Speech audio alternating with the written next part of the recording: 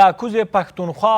د پښتنو جرګې په افغانستان کې د ټول ټاکنو له لارې د یو ټول شموله حکومت د جوړېدو غوښتنه کړې ده. د دغه درې ورځنۍ جرګې د اعلامیې په یوه برخه کې په افغانستان کې له سرپرست حکومته غوښتل شوي چې داسې یو نظام رامنځته کړي چې له نړیوالو معیارونو سره برابر وي. دغه جرګې همداشان د ډیورنډ فرضي کرښې په اوږدو کې د اغزن تار لګولو له دوام سره سخت مخالفت کړی دی. ورته مهال پخواني ولسمشر حامد کرزي د پښتنو جرګه د سیمې او افغانستان د ستونزو د هواري په برخه کې یو اغیزمن ګام بللی او له دې جرګې خپل ملاتړ څرګند کړی دی. درنو لیدونکو سلامونه، ستړي مه سئ، تاسو تودې خبرې ګورئ. زه فرید الله محمد یم. د نن شپې په بحث کې راسره درانه میلمانه دي د عوامي ملي ګوند مشر افراسیاب خټک صاحب، د سیاسي چارو شنونکي مفتي محمد اجمل سالار صاحب او همداشان را سره د پوهنتون استاد ناصر شفیق صاحب میلمانه دي. درنو میلمنو ټول ستړي مه سئ. خټک صاحب پیل له تاسو څخه کوو، ستړي مه سئ، بحث ته ښه راغلاستئ. خټک صاحب په لومړۍ کې د دغې جرګې په ماهیت باندې راته وغږیږي چې پر داسې یو وخت کې د داسې جرګې جوړول څومره مهم وو؟ ډیره مننه تاسو ته، تاسو میلمنو ته، تاسو لیدونکو ته سلامونه احترامونه وړاندې کوم او بیا دا عرض کوم چې دلته کې پښتنو ته ډېرې سختې مسلې پیښې دي. تقریبا 80 میلیونه شاوخوا پښتانه په پاکستان کې موجود دي او دلته کې پاکستان کې دنه یو بحران دی، سیاسي بحران دی، د دولت بحران دی، اقتصادي بحران دی. پاکستان تقریبا ورشکست سره مخامخ دی په اقتصادي توګه باندې او پښتانه د جبر لاندې دي، استبداد لاندې دي. بل طرف ته افغانستان کې هم اوضاع ډیر ښه نه دي په دې معنی چې هلته کې دولتي سیستم سقوط کړی دی او بل دولتي سیستم په هغې باندې نه جوړ شوی چې یو اساسي قانون یا یو قصه ولري او داخلي مشروعیت پیدا کړي او خلکو سره په خلکو د پښتنو کې د خلکو په اراده تمثیل کړي. نو په دې شرایطو کې د پښتونخوا ملي عوامي ګوند چې محمود خان اڅکزی صاحب مشر دی، هغوی په بنو کې درې نیمې ورځې دا جرګه دایره کړه چې دې کې زرګونه پښتانه د مختلفو سیمو نه چترال نه تر سیوۍ پورې سیمو نه خلک راغلي وو او دلته کې اوسېدل او شپې ناوخته پورې به خبرې کولې او بیا په اخره کې یو اعلامیه یا یو مصوبه تصویب کړه. نو دا په دې ډېره مهمه خبره وه چې پاکستان کې داخلي مسلو باندې او سیمه کې چې کوم جنجال پیښ دی نو هغې باندې د پښتنو غږ راوچت شو، ملي غږ او د یو ګوند غږ نه و، یعنې دا د پښتنو مجموعي یا په شریکه غږ و. بله خټک صاحب، دې ته ځینو پښتنو مشرانو لکه مولوي فضل الرحمن او ځینو نورو ګډون نه و کړی، دلیل یې څه و؟ فضل الرحمن صاحب ګوند چې دی هغې خو ګډون کړی و، د هغې د ګوند چې دویم سړی دی په هغې په ګوند کې مولانا محمد خان شیراني چې د پارلمان غړی پاتې شوی ډېرې اوږدې مودې پورې، نو هغه راغلی و او نور ډېر علما راغلي وو، یو پوره هیات راغلی و او بیانیې وکړې وینې وکړې هغې خو وو. دا خبر به فضل الرحمن مولانا خپله په اسلام آباد کې ډېر لوی کشمکش سیاسي موجود دی او هغه په هغې کې مهم نقش لري، نو هغې لپاره دا ممکنه نه وه چې دې وخت اسلام آباد نه وځي. بله خټک صاحب، اوس راځم د دغې ناستې اعلامیې ته. د دغې ناستې په اعلامیه کې ګڼو موضوعاتو ته اشاره شوې ده. د دغې ناستې څلورمې مادې ته زه راځم چې هغه تر ډېره مهاله پورې د افغانستان مسلې ته ځانګړې شوې ده. په افغانستان کې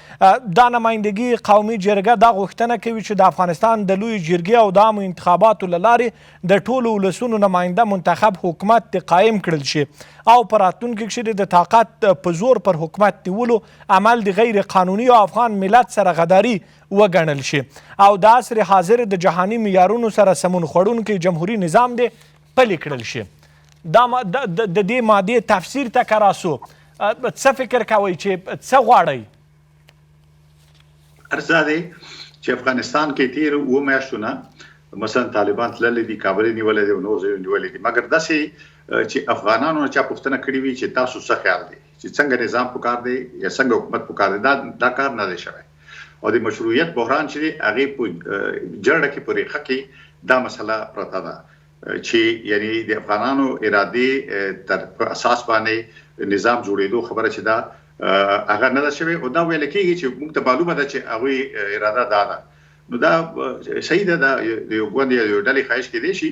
مګر د دې لپاره جهان کې طریقه دا ده چې د خلکو نظر معلوم کړی شي هغوی ته موقع ورکړی شي چې هغوی مستقله توګه تصمیم ونیسي چې هغوی څه شی غواړي نو دا په دې لحاظ باندې او دا چې زورواکي چې ده د افغانستان کې ډېر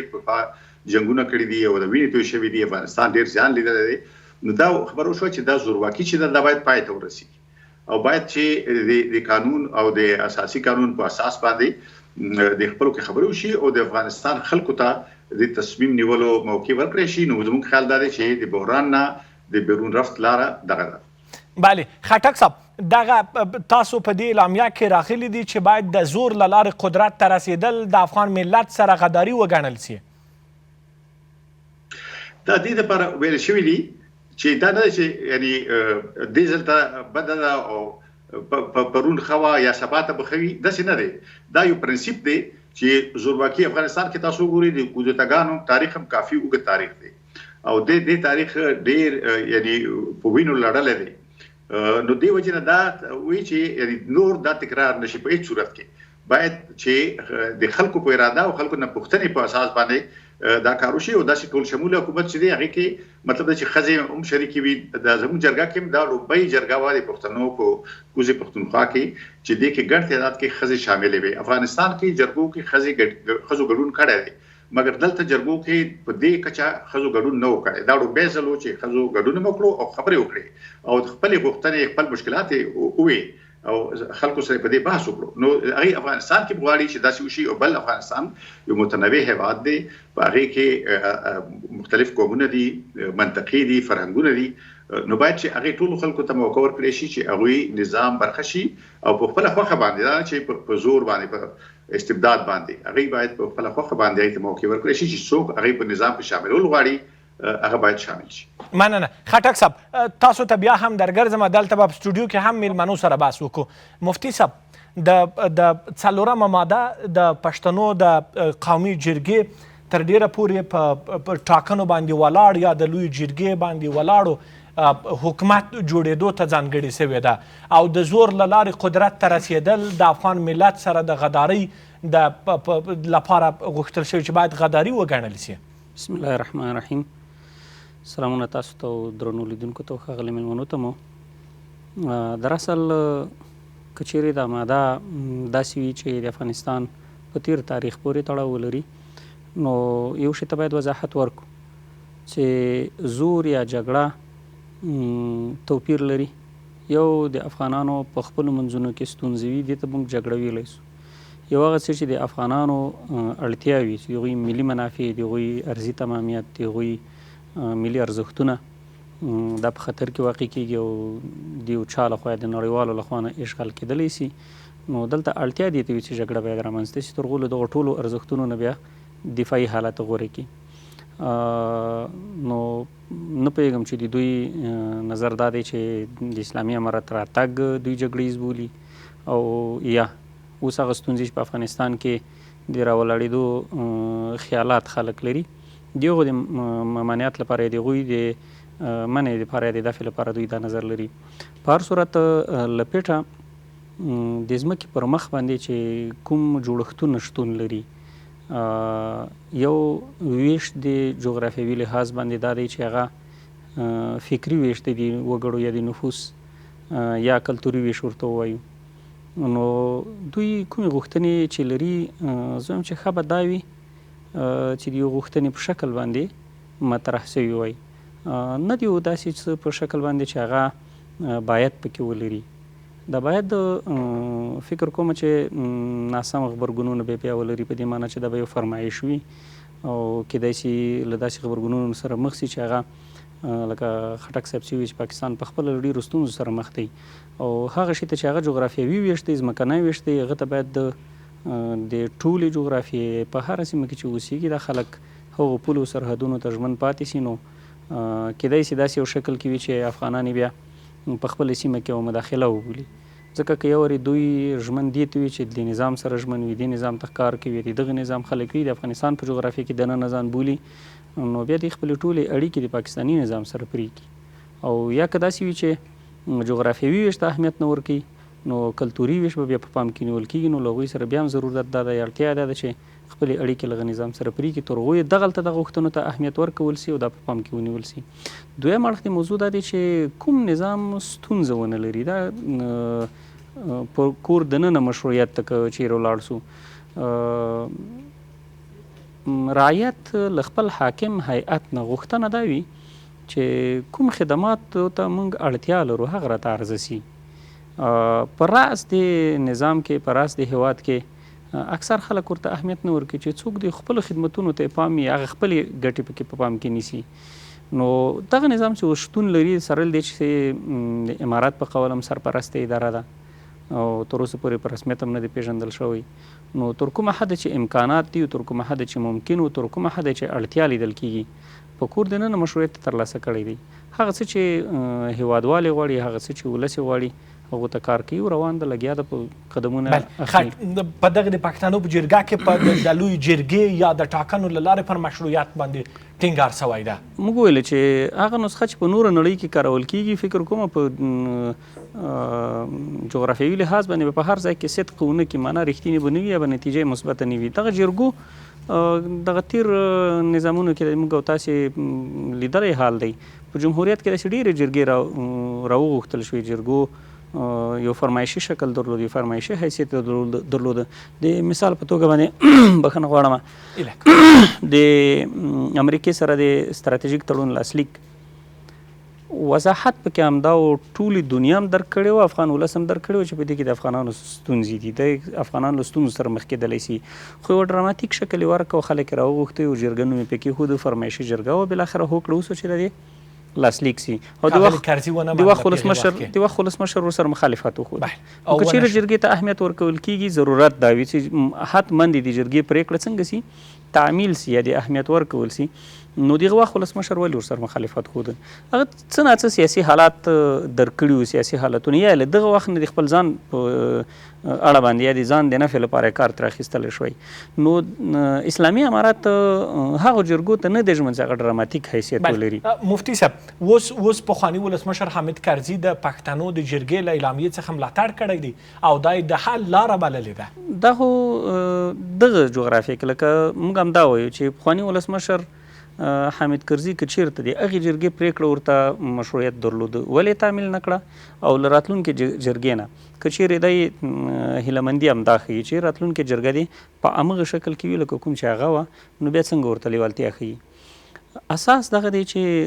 ډراماتیکه جرګه، فرمایشي جرګه د امارات په اصولو کې نشته دي. که احیانا جرګه راځي، ضرورت احساس و اړتیا احساس و، هغه به مستقله وي، فکر کوئ اوس اړتیا شته، ضرورت شته؟ موږ دا وایو چې تر اوسه ستونزه داسې نشته ده.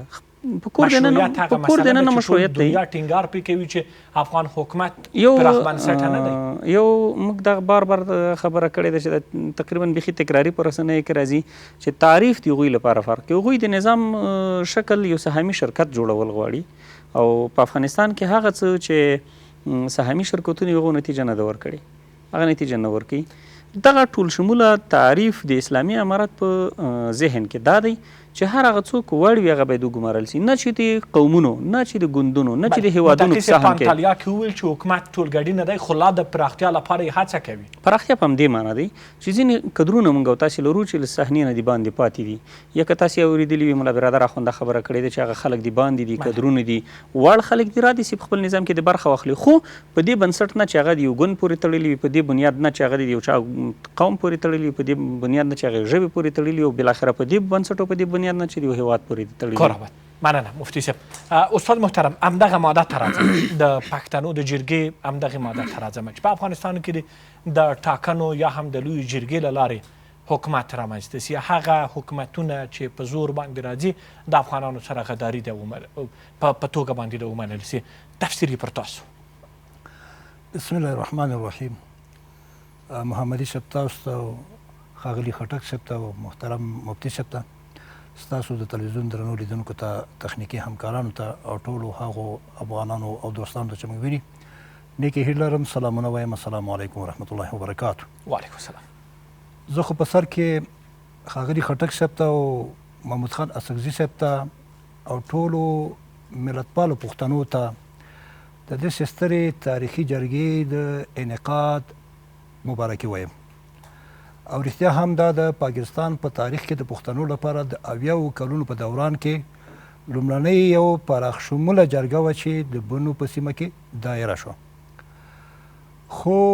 زموږ بدمرغي دا ده چې اصلا نه یوازې دا چې په افغانستان کې بلکې زموږ په ګاونډ کې او په ټولو اسلامي هیوادونو کې اوس دا د جماعت او د حجرې سیاست داسې ډول باندې په مخ بیول کېږي چې کله مفادات د کوم لوري لپاره اوسي په هماغه مفاداتو په هنداره کې خبره کېږي. دا درسته ده چې د افغانستان اوسنی نظام دې ته اړتیا درلودله چې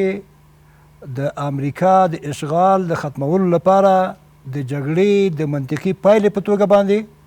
د زور له لارې واک ته ورسېږي. خو د اسلامي شریعت او د اسلام د احکامو له مخې هم مونږ چې کله په امامت صغرا کې چې یو څوک د کلي او د منطقي امام اوسي او هغه د خلکو د خوښې وړ نه اوسي، حنفي فقه علما وایي چې هغه ته نه دی پکار چې امامتي وکړي. امامت کبرا چې قیادت د ملک دی او د هیواد اولیا سیاست پر مخ باندې بیول دي، دا خو په طریقه اولا باندې پکار دي چې د ولس په خوښه باندې رامنځته شي. دا هم درسته ده چې طالبان چې واک ته رسېدلي دي د زور اړتیا او زور باندې واک ته ورسېدل او څه وخت دې ته اړتیا شته چې تر څو دوی هغه خپل سمعه چې پخواني حکومت ورته بدنامه کړې وه چې ګواکې دا یو ترهګره ډله ده او د هغې د تصور د ختمولو لپاره دوی د ښو خدماتو په وړاندې کولو سره یو څه په ولس کې محبوبیت پیدا کړي. که بیا سبا ټاکنې کېږي نو په ټاکنو کې دوی هم وزن ولري، ځکه د عدالت تقاضا هم دا ده. خو زه هم په ښاغلي خټک صاحب باندې غږ کوم چې ای کاش تاسو د دغسې جرګو اړتیا د بند توافقاتو هغه شړېدلي نظام په دوران کې چې د افغانستان ولس په ښارونو او په کلو په اطرافو کې د امریکایي بمبارونو په نتیجه کې بمبارېده، په دهراوت کې په واده باندې بمبار 80 کسه ملکي وګړي شهیدان کړه او داسې په لسګونو سلګونې پیښې رالې. اما له بده مرغه چې د حجرې او د جماعت سیاست موږ نه دا لاره لرې کړې وه چې د عدالت تقاضا ده چې دلته هم داسې یو نظام راغلی چې هغه د افغانستان د خلکو لپاره د منلو وړ نه دی. زه په دې باور یم چې دا نظام هم تر څو پورې چې د ملي مشروعیت د لارې نه، یعنې معنا ده چې د خلکو د خوښې د مظهر د لارې نه، یعنې که هغه د یو پراخ شموله جرګې لارې نه رامنځته شي یا د رښتینو عدالتي ټاکنو له منځه نه دوی باور والي، تر هغې پورې دا نظام د تیمم شکل لري او داسې حیثیت نه لري. په کار دا ده چې ښاغلي خټک صاحب بیا هم دغسې جرګې چې لکه اوسې ورته اړتیا را پیدا شو د 7 میاشتو په دوران کې داسې پخوا هم شوی وی د پخواني شوروي اتحاد په مهال هم زموږ پښتانه قتل عام کېده، زموږ د ولس بچي مهاجر شو، لیکن هغه وخت کې زموږ د ملتپالو پښتنو دا فکر نه کولو. زه اوس هم وایم چې راځئ نور د دې وخت لرې دی چې څوک د حجرې سیاست وکړي او د دیرې سیاست وکړي او څوک د جماعت سیاست وکړي. راځئ چې نور د دې شرایطو په کتو سره مثلا په دې به یو برخه کې راځي 80,000 د ترهګرۍ قرباني کې په پاکستان کې 80,000 پښتانه دي. دا په ځای خبره ده چې د تیر حکومت په دوران کې که پرویز مشرف نه راونیسو او وروسته څومره واکمنۍ راغلي د پنجاب د حاکمیت په نتیجه کې پښتون قوم هلته ترورل شوی دی، هلته یعنې د خلک ترې وژل شوي دي، شخصیتونه عثمان کاکل، ارمان لوړی او داسې نور ډېر شخصیتونه دلته هم داسې نو زه عارف وزیر مثلا داسې دا ټول هغه څه دي چې دوی هم د مظلومیت ښکار شوي دي او ظالم حکمران په دوی باندې یعنې دغسې وضعیت رامنځته کړی دی. دا ښه خبره ده چې دوی د ډیورنډ د صفري نقطې په رابطه باندې رسمي سرحد نه دی، په دې باندې دوی د پښتنو هغه حق ادا کړي چې د افغانستان د خلکو سره په پراخ افغان شموله جغرافیه کې دوی مصدري افغانستان مدعیان دي. راځئ نور د حجرې د جماعت سیاست قطار کړو، د رښتینولۍ د افغانولۍ سیاست ته راشو او عیني واقعیتونه درک کړو. د عیني واقعیتونو په درک کولو سره یو بل ته مشورې به بیا موږ ګټورې. مننه. خټک صاحب د میلمنو خبرو ته تبصره لرئ؟ ارز دا چې دا تاسو محترم مېلمنو چې خبرې وکړي نو دا خو بیخي د دوی رائے ده نظر دی او بالکل هر سړی حق لري چې خپل نظر ولري خدا په خوانه تاریخ داسې په سادهګۍ په ساده بسيطه توګه یعنی لیدل دي ته پکار نه دي یعنی خارجيان هم راغلي دي خو د خارجيانو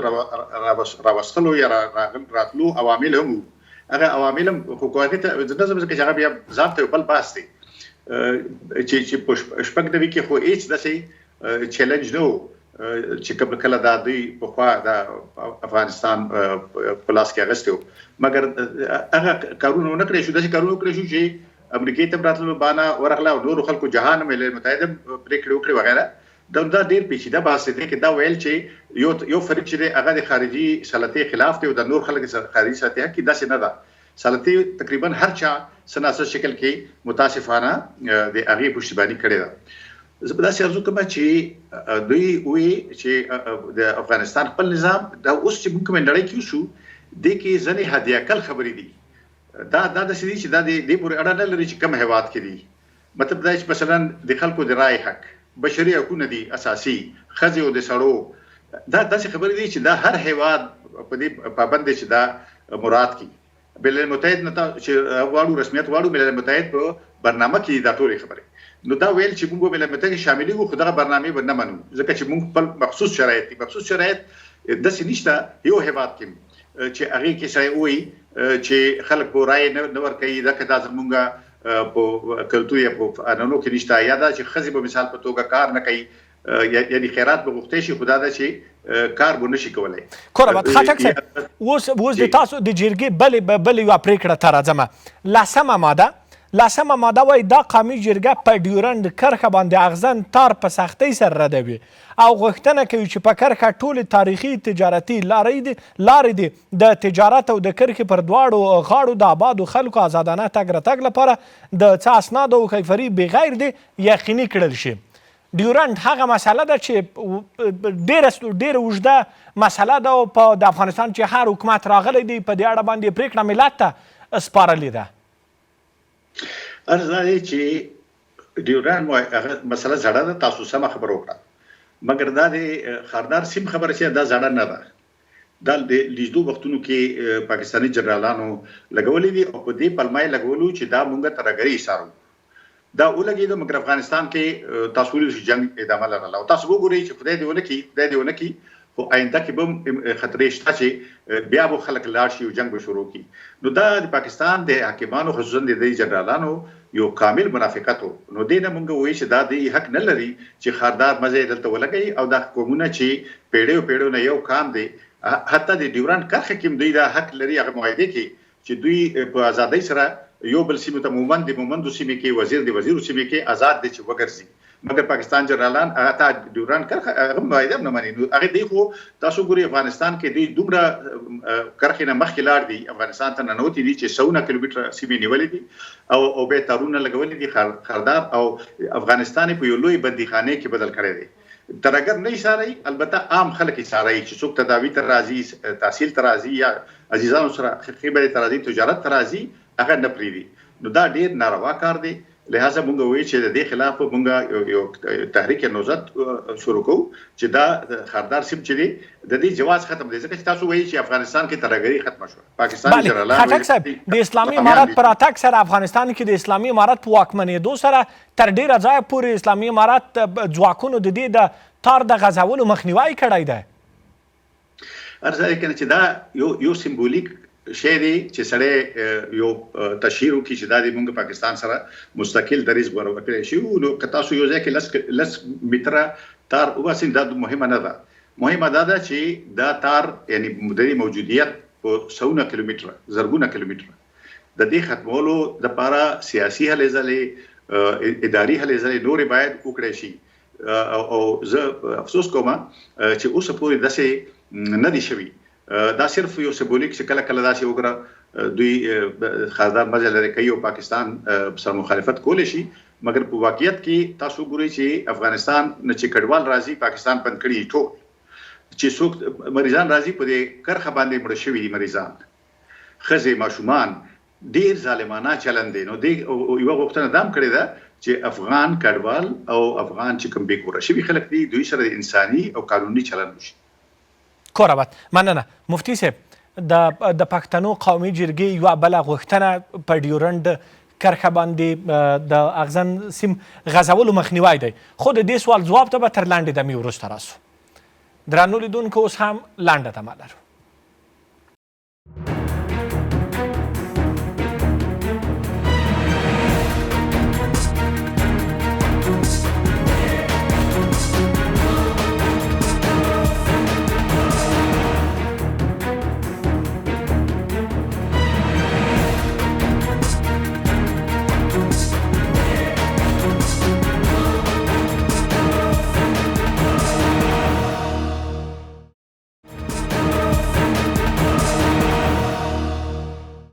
درنو لیدونکو بیا هم ښه راغلاست. تودې خبرې خپرونه دوام لري. مفتي صاحب مهرباني.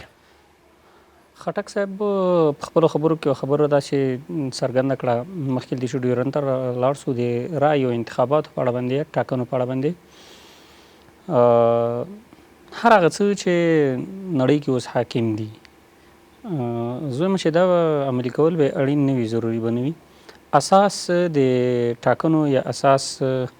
که شفیق صاحب د وخت د خبرو وکړه چې رایې ته اهمیت ورکول سوی دی. په هغه وخت کې رایې ته اهمیت ورکول کېږي د اسلام له نظره هم چې هغه دا چې موږ افغاني ټولنه سنتي ټولنه د اسلامي ټولنه د 99.99% موږ مسلمان یو، نو هر هغه څه چې موږ کوو د اسلام نه باید اخذ شوی وي. د رایې د تثبیت او اثبات لپاره اهل الرأی پکار دي، هغه څوک چې هغوی اهل د رأی وي. په دې معنی که چیرې په فکري لحاظ یو څوک فرض مثال په غرب پلو روزل شوي وي نو دغه انتخابات که موږ او تاسې کوو یا د ټاکنې چې موږ کوو نو هغه څوک به بیا واک ته رسیږي چې هغوی له غرب نه فرمایش اخلي. مثال داسې وایو. او که چیرته اهل الرأی معلوم شي چې هغوی وړتیا دي ولري چې خپله رایه استعمال کړي او مسلم استعمال کړي، روغ استعمال کړي، د روغ هدف لپاره استعمال کړي، دې ته اهل الرأی وایي.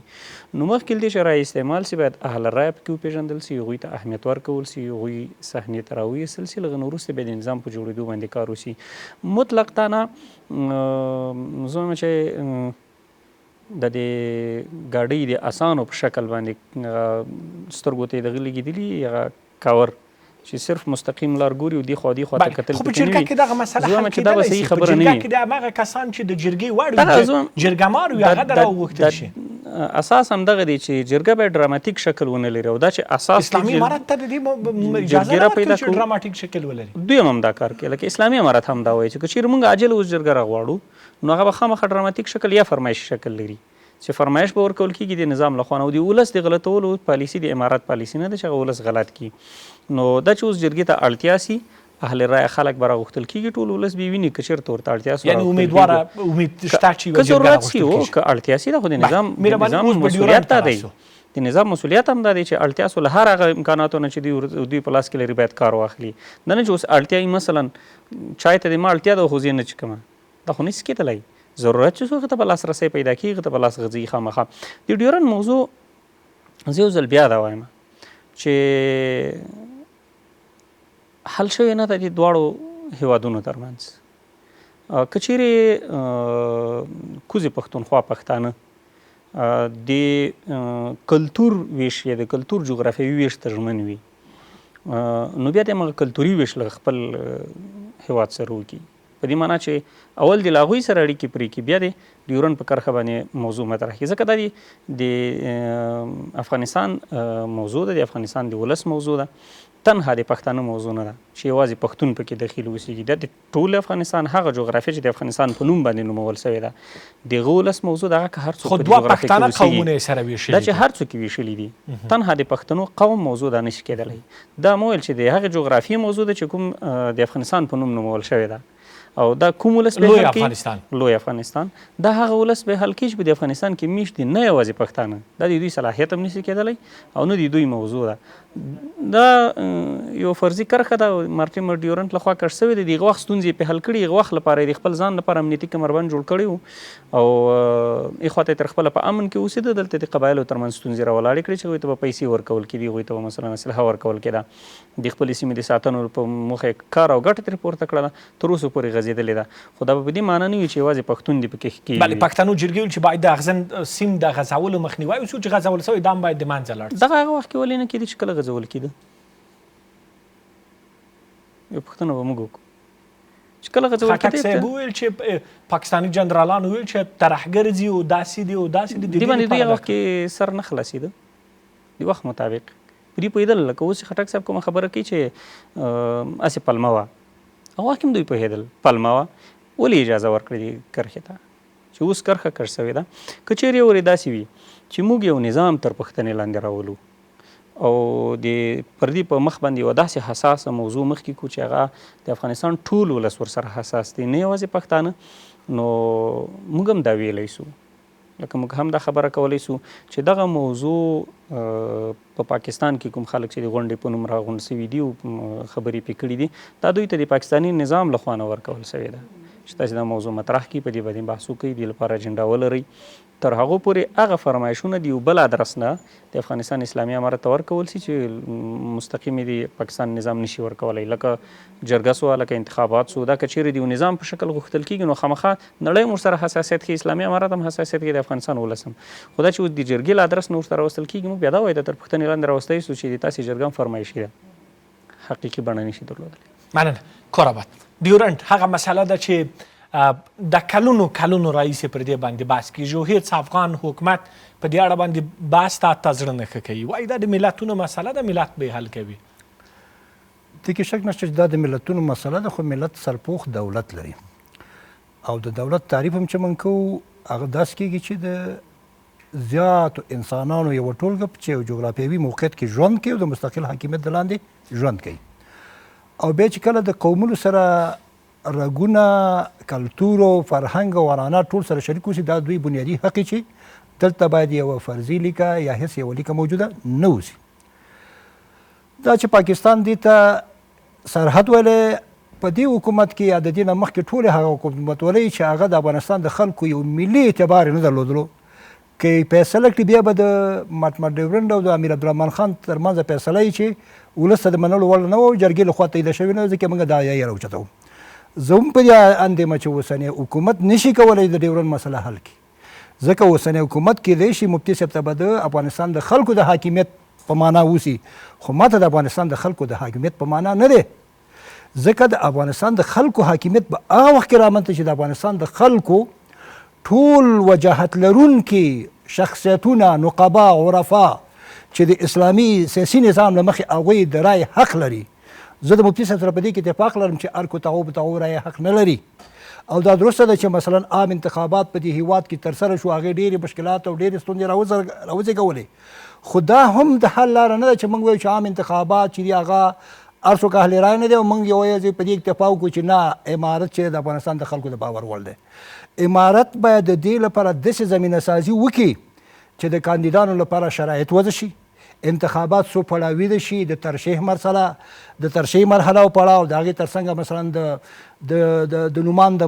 منلو مرحله او بیا د هغې نه بعد عام انتخابات. ځکه دا موږ نشو کولی چې اوس موږ په دې 21مه پېړۍ کې دا ووایو چې اهل حل و عقد یوازې ټاکلی کولی شي. د اهل حل و عقد به موږ ته څوک ټاکي؟ که پخوا موږ د اسلام په تاریخ کې د ابوبکر صدیق صاحب په زمانه کې، د عمر فاروق صاحب په زمانه کې، د ټولو راشدینو خلیفګانو په زمانه کې د انتخاباتو هغه پروسیجر ته وګورو، ابوبکر صدیق صاحب په سقیفه بني ساعده کې منتخب شو، خو د محدودو صحابه کرام ترمنځ هغه انتخاب کې چې کوم خل ناس وو هغه ټول د صحابه کرام له منځه وجاهت لرونکي نه وو، د انصارو وجاهت لرونکي وو. خو وروسته په دویمه ورځ باندې په عام مسجد کې بیعت ورسره وشو. همدارنګه حضرت عمر فاروق صاحب چې کوم نوم انتخاب شو هغه د څلورو معتبرو صحابه کرامو، اسید بن حضیر صاحب سره، سعید ابن زید صاحب سره، عثمان ابن عفان صاحب سره، عبدالرحمن ابن عوف صاحب سره رضی الله تعالی عنهم دا خلو جهاد اقوامو او مرضو په هغه مرض په حالت کې په کار وچ یو نومان شي خو هغه په حقیقت کې استخلاف نه و چې ګویا هغه راکړل شوی نه بیرته امت ورسره بیعت وکړو. حضرت عثمان غني صاحب چې انتخاب شو هغه شپږ کسانو نومونه ونومول حضرت عمر فاروق صاحب حتی زوی ته یې ویل صرف خدمات کولی شي ته د حق د دې نه لري چې کاندید چې رایه ورکړي، لیکن هغوی په اخر کې په دې باندې اتفاق وکړ چې حضرت عبدالرحمن بن عوف درې صحابه کرام په لومړي سر کې تیر شو، دریم صحابي عبدالرحمن بن عوف صاحب ویل چې زه به د دواړو ترمنځ ستاسو قضاوت وکړم د مدینې د خلکو د رایې د معلومولو په نتیجه کې. هماغه چې هغه کوڅه په کوڅه مسجد په مسجد حتی چې کوم وفود به راتله او قمندانان راتله قیادتونه راتله هغوی نه هم پوښتنه کولو درې ورځو دوران کې هغه نظر معلوم شو چې اکثریت حضرت عثمان صاحب غواړي. د دې صاحب سره عام په مسجد کې انتخابات وشو. په اوسنۍ 21مه پیړۍ کې انتخاب یوه لاره ده خو د دې لپاره چې موږ دیموکراسي هغه بدنامه دیموکراسي چې په افغانستان کې خلک هم پرې نه پوهېږي او اصلا د انتخاباتو لپاره دلته بهرنۍ ریښې چې کوم څوک لري هغوی بیا کمپاین هم کوي پیسې هم لګوي او نامطلوب څخه راځي. دلته لپاره باید موږ یو پروسیجر باندې کار وکړو. دلته اړتیا ده چې موږ یو سیاسي تنوع ولومنو. د سیاسي تنوع لپاره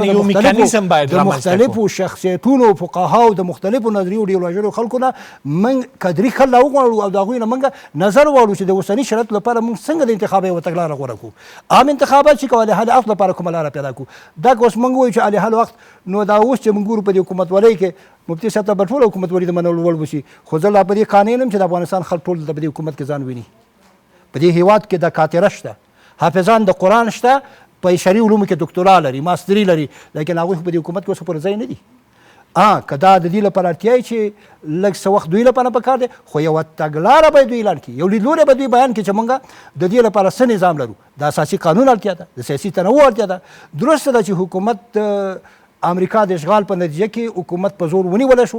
اما حکومت نیول او خپلواکي ګټل اسانه کار دی خو ساتل یې سخت کار دی تر څو پورې چې موږ د هیواد د خلکو د ټولو شخصیتونو وجاهت لرونکو شخصیتونو د مختلفو لیدلورو د خلکو حتی د مختلفو مذاهبو موږ اهل تشیع اهل تسنن مذهب لرو، د هغې تر څنګ مختلف سیاسي ګوندونه لرو. د دې معنا دا نه ده چې کوم د جهاد په دوران کې چې کوم ګوندونه هغې باندې ټولو باندې موږ خط د بطلان راکاږو. هغې کې داسې شخصیتونه وو چې د دوی نه ډېر غیرتي وو چې هغوی د افغانستان د اشغال په خلاف باندې په هغه وخت کې خبره کوله. زه د هغې مثال یم چې ما د اساسي قانون په جرګه کې دا خبره اوچته کړه چې افغانستان د افغانانو لپاره او موږ به د افغانستان لپاره د امریکا د وجود دلته قانونمند دي چې ځان د قانوني مشروعیت سره کړي. لیکن داسې نه کېږي چې موږ یوازې په دې بسنه وکړو چې بس چې څه امارت وایي هماغه به منل کېږي. امارت باید دا چې قربانۍ ورکړي دي د دې حق لري چې وخت لپاره حکومتولۍ کې دی پاتې شي تر څو هغه بده داعیه چې کمپاین یې پخواني حکومتولۍ کړی او امریکا ورته پیسې ورکولې د هغوی د هغه نوم لرې شي او د هغې تر څنګه نور د شرایط دوی ته برابر کړي چې د هغه شرایطو په رڼا کې موږ انتخاباتو لپاره یو تګلورې د پښتنو جرګې په نړیوالو ټولنې غږ وکړله چې له افغانستان سره له ممکنه لارو باید مرسته وشي. سوال مې ستاسو وانخیسته. د پښتنو جرګې د بانو جرګې یوه غوښتنه نړیوالو څخه وه چې باید له افغانستان سره د ټولو ممکنه لارو څخه مرسته وشي. دا بالکل پکار ده او د همدې لپاره چې د افغانستان خل باورمند شي. دا اوس چې زه راتلم ما ستاسو په تلویزیون کې وکتل چې په کندوز کې خلکو ته غنم ورکول کېږي او په بیل باندې لوی لوی لښتې ویشتل کېږي. په 21مه پیړۍ کې اقتصاد لکه څنګه چې میکانیزمه پکار دی همدارنګه زراعت میکانیزمه پکار دی. موږ نړۍ ته اړتیا لرو چې نړۍ چې د افغانستان د خلکو سره مرستې ونه کړي، د مهاجرتونو لړۍ ونه درېږي او دلته موږ د نوي وسایلو نوي ټکنالوژۍ مطابق باندې موږ اقتصاد او د زراعت جوړ نه کړی شو. موږ نشو کولی چې د افغانستان د خلکو بنیادي اړتیاوې پوره کړو. د خلکو بنیادي اړتیاوې پوره کول د علامه ابوالحسن ماوردي، علامه ابي علي حنبلي او د ټولو ائمو د کتابونو له مخې د خلکو لپاره د ژوند د زمینو برابرولو د لویو لارو خلاصولو دا ټول د اسلامي امارت او د اسلامي حکومت مسؤلیت دی. بیا درته راځم. مننه. خټک صاحب په دې جرګه کې د نورو مسایلو ترڅنګ د پښتنو د مشرانو لکه عارف وزیر، لکه کاکړ صاحب او ګڼو نورو په د حقیقت موندنې د یو پلاوي په جوړېدو باندې ټینګار وسو. واچکزي صاحب وویل چې دغه حقیقت موندونکي پلاوی د له همدې جرګې څخه جوړ سي. بالکل زه په دې تبصره کوم خو هغې نه مخکې دا عرض کول غواړم چې دا مفتي صاحب چې کوم استدلال کولو متاسفانه دا ډېر یو طرفه استدلال دی. یعنی دا چې چونکې دوی وایي چې دا سم دی نو دا باید سم ومنل شي. دا خو داسې نه ده، یعنې باید دلیل ولري، سره فاکتونه ولري. پاکستان کې موږ ډېره بده تجربه لرو. پاکستاني جنرالانو یې جنرال ضیاء الحق ځان ته مجاهد وي خو ډېر مستبد ډیکتاتور و. نو هغه خلکو کې یو هماپرسي وکړه او وی چې تاسو اسلام منئ خلکو وی چې زموږ 15 کاله تاسو رئیس جمهور یعنی داسې شوي دي. یو دا دویمه خبره دا ده چې دا علما چې پاکستان کې دي او هغه کې پښتانه علما دي، یعنی فضل الرحمن او مولانا سمیع الحق خو پښتانه هغه پارلیمان کې تزي رائے کوي، رائے کې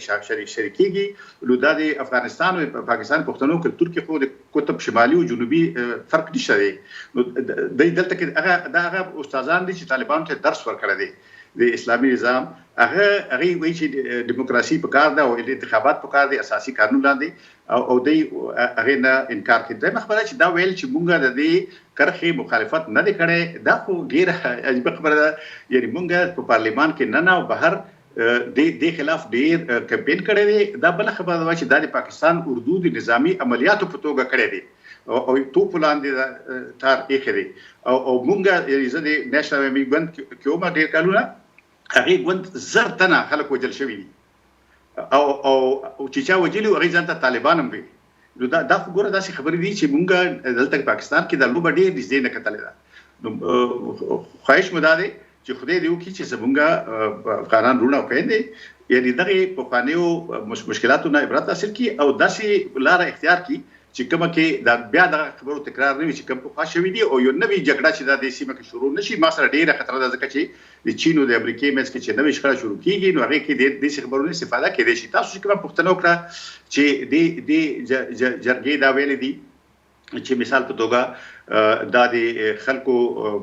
یعنی رائے په اساس باندې یا علي وزیر دی چې هغه نیول شوي دي نور خلک. نو دا خو پاکستان کې یو استبداد دی او موږ د استبداد سره مخامخ یو. ګورئ جی پرون چې په فلسطین کې جګړه کېږي نو زموږ د طالبان عزیزان وایي چې دا اسلامي خلک دي او موږ دلته نه حمایت کوو. خو دلته کې پښتانه دي په مځکه منډي نو دې باندې نه کوو. نو عرض دی چې موږ خو دلته یو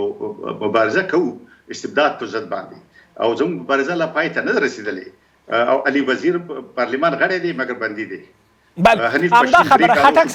خټک صاحب همدا خبر علي وزیر 2 کاله کېږي تقریبا چې زنداني دی خو تر اوسه پورې د هغې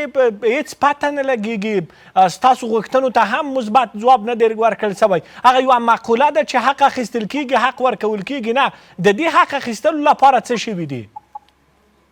عرض دا دی چې مشکل دا دی چې میډیا پوښښ نه ورکوي نو موږ یو بل نه خبرېږو نه. اوس د علي وزیر د خلاصون لپاره په کراچۍ کې پی ټي ایم بله پی ټي ایم د منظور پرلط پای ته ورسېده تقریبا یو میاشت پرلط او د کې نوي خلک هم ونیول شو. هغه یو میاشت د غوښتنې په مخه باندې وکړي. دا خبره سمه نه ده چې دلته کې غږ نه دی پورته شوی. غږ پورته کېږي خو استبداد خو دا د اسرائیل فلسطین کې څومره خلک کړولي دي نو فلسطینیان څه چلو کوي چې یو شپه کې خو هغوی دا استبداد نه شي ختمولی.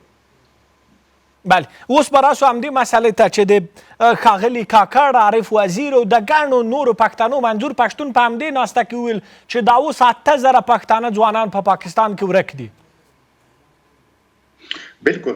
بالکل دا تړیتم شوي دي او د پاکستان استخباراتو اوچت کړي دي. دا هېڅ داسې نه دی چې دا څه بهر نه څوک راغلي دي او پاکستان استخبارات چې څوک دی سره نظر نه دی نو هغه بیا اوچت کړي دي ورک کړي دي. کورنۍ زرګونه کورنۍ د ویر په ټغر ناستې دي بچي نشته خویندې